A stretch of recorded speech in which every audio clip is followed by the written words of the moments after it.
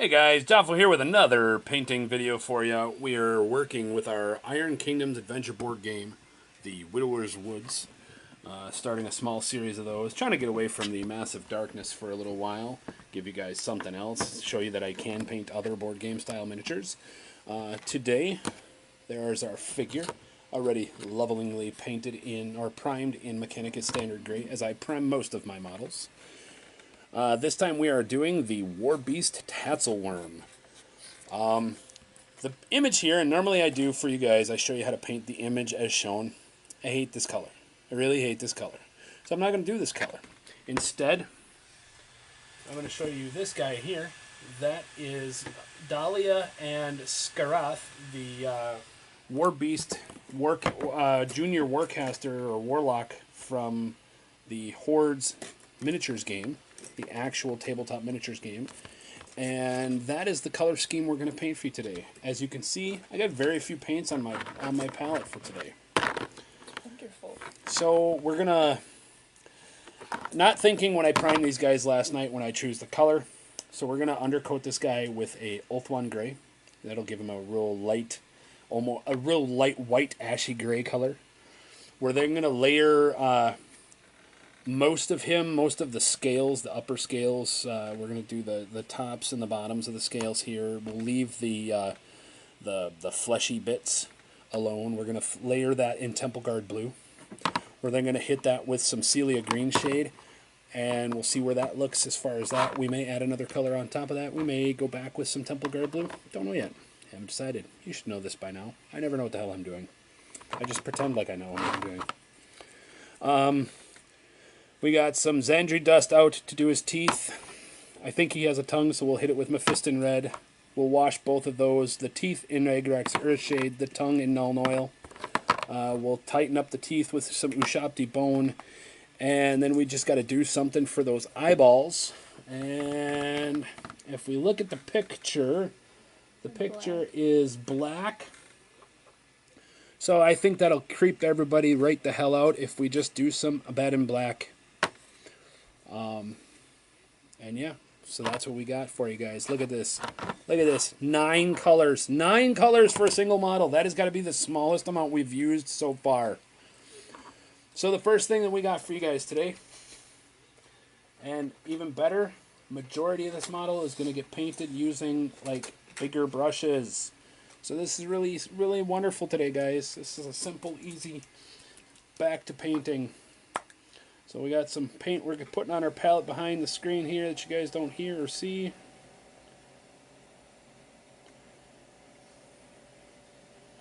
And as you see, we're always painting here in the studio. Across from me, I've got Melina working on a corn lure skulls done as Black Legion.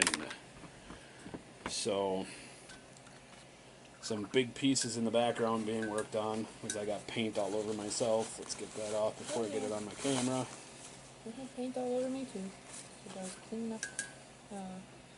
So the first paint we have for you today is Ulthuan Gray, and we are going to use our medium base brush, and this is literally coat this entire thing in this. Now you can save yourself some time if you get yourself a double pair of rattle cans, if you use rattle cans if you don't have an airbrush like I do, and go ahead and prime this thing one color and then prime it the white color as a second coat. And the reason I suggest doing 2 coats of primer is these guys, even with my airbrush last night, they take a lot of paint, and I think it is because they have still have a mold release agent on them. The quality of these sculpts are personally not as clean and as wonderful as I would like them, knowing who they come from. Privateer Press usually has a lot of wonderful miniatures, and I would like to have seen them be a little bit better quality. I honestly think they should get in touch with Simon Games, people who make Massive Darkness, Zombicide, and many, many, many other miniature-based board games, and talk to them on how they do their stuff. Because I think they can learn some stuff, learn a thing or two from them. And yeah, but that being said, this is all I'm doing is literally going through and gonna repaint this thing white. But like I said, you could just save yourself some time, get yourself a couple of rattle cans of a gray or black primer, and then a white primer to go over it, and just prime this thing forever and a freaking day. So I'm gonna just keep working on this. I will be right back to show you guys what it looks like. There we go. We now did a, well, I guess from my standpoint, a useless step by painting this entire thing in Ulthuan Gray. Again, had I been thinking when I primed this guy last night, I would have primed him gray, and then I would have switched in my airbrush. I would have grabbed Ulthuan Gray, and I would have primed him a second time. And what took me 20 minutes would have taken me like 5 or 6. You could also just prime this guy in the paint from GW is called Corax White. It's a rattle can paint. You could just use a rattle can on this guy, and that'll work just the same. The next color we got for you is Temple Guard Blue. And this time you're going to be a little bit more cautious with it. You just want to do all the scales. So still using our medium base brush. We got some Temple Guard Blue on our palette. And you just want to do all of... Oops, can't even see what I'm doing as I'm sampling for you. You just want to do all of the scales. You want to leave the fleshy bits here in the center. So go through and a little bit, I guess, is okay. But you don't want to go all the way through it, because that we're just going to cover up in Celia Green Shade. So just go through. We're going to do all of these guys. May take 2 thin coats. It may not. Always want to thin down your paints, and you would rather do 2 thin coats than 1 thick gloopy coat that wrecks detail. So I'm going to get working on that, and I'll be back in a little bit. Alright, with that we now have our Temple Guard Blue done, and he is looking pretty freaking awesome, honestly. Because I'm a sloppy, fast painter, because I'm painting this for YouTube, I did kind of go over, as you can see, a little bit on into the flesh area. But that's okay, because I just went back over with the Ulthuan Gray, and it was good. So now we're going to do an all-over shade with Celia Green Shade, which is a blue-green color. We got our shade brush here. And literally just gonna blah. There we go. And if you're a pig like me, you just make sure it doesn't pool like that. So I'm gonna go clean all this up, and I'll show you what it looks like when it's done. We'll get back. Alright, there we go. We now have our Celia Green Shade added, and that has really brought it back down and kind of, well, greened it up a little bit. So what we're going to do to brighten that up just a little bit, as you see I've gotten a paper out, and I'm going to make that ever-popular audible that I like to do, we're going to add some Skink Blue dry paint. So this is a dry brush paint. Dry brush compound. Let me find my dry brush. There it is. Got our small dry brush. If you see in there, it's a big old sponge of, wow, not moving today. Get another dry, wet, oh, yeah, dry compound. Like the new ones that we've been getting that are wet, dry compounds. Oh my god. Holy crap. Alright. Yeah, like this is a rock.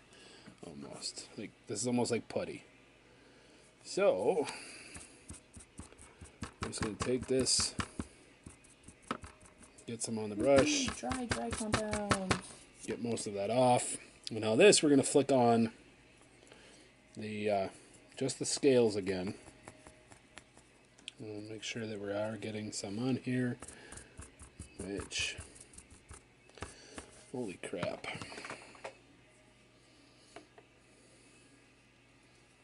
Like this should not be like this malleable, Like, it should be dry, but this is, like, redonkulous. So I'm going to pause, and I'll be right back. Okay, there we go. We now have our Celia green shade applied to our model, and it has really darkened it down and has given it a little bit of depth of character, as we always approve. We are now going to use Skink Blue. That is a dry compounded paint. I had an issue with mine, which you may or may not see in this video, and I turned my dry compound into mostly a wet compound, but we're still going to use it as a dry paint, just not with a large base brush. We want a dry brush. So we're going to get paint on the brush. As you can see, normal dry paint shouldn't do that, but get most of it off. And if you go across like your thumbnail, this is what you're looking for. You just want it to pick up all the different ridges on your thumb. So you know that. So then we're going to go here and we want to do most of the scales, and you want to work back to front on it, because that way it'll pick up the edges versus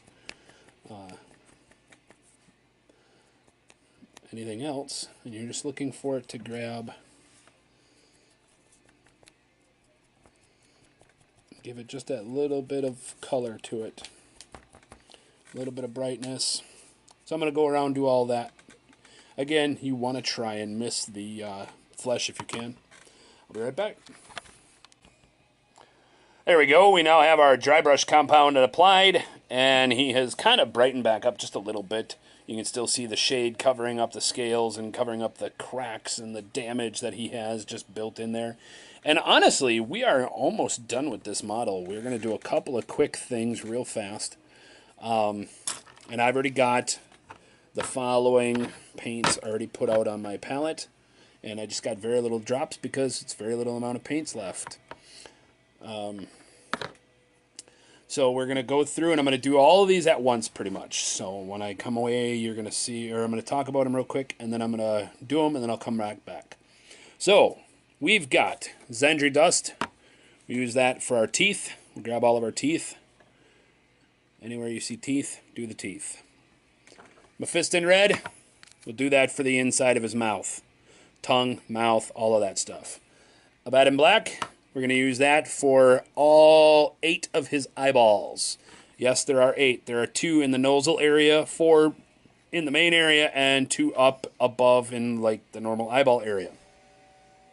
So we got all of that, and that's what we got, and I'll be right back, and I'll show you what it looks like. Alright, there you go, guys. Look at that. He's starting to look like, I don't know, a creature, and kind of creepy looking with all those eyeballs and stuff. No hands, but still...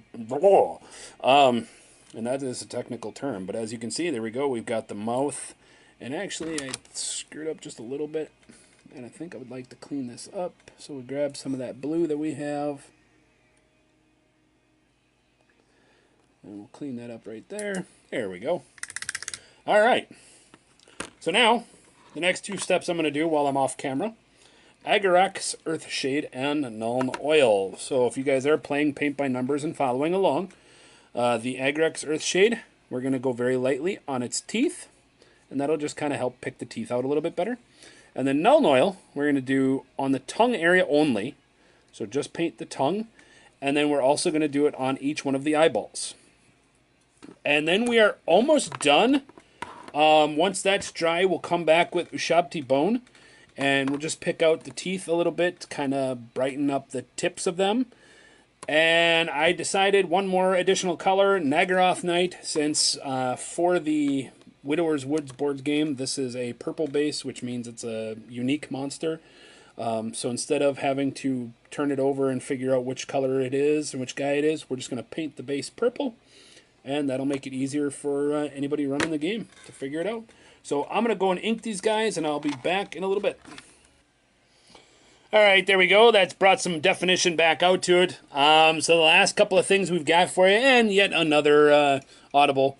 If you've got yourself some hard coat, it is a gloss varnish, essentially. It's hard, not hard. Hard, herd. This stuff right here. It is it looks, I don't know, gross, like milk. It's a gloss medium. It's gloss medium, gloss varnish. What I'm going to use that for is just to creep you out even more. I'm going to gloss up his eyeballs so that they look wet and bleh, and probably put it on his tongue so that his tongue looks gross.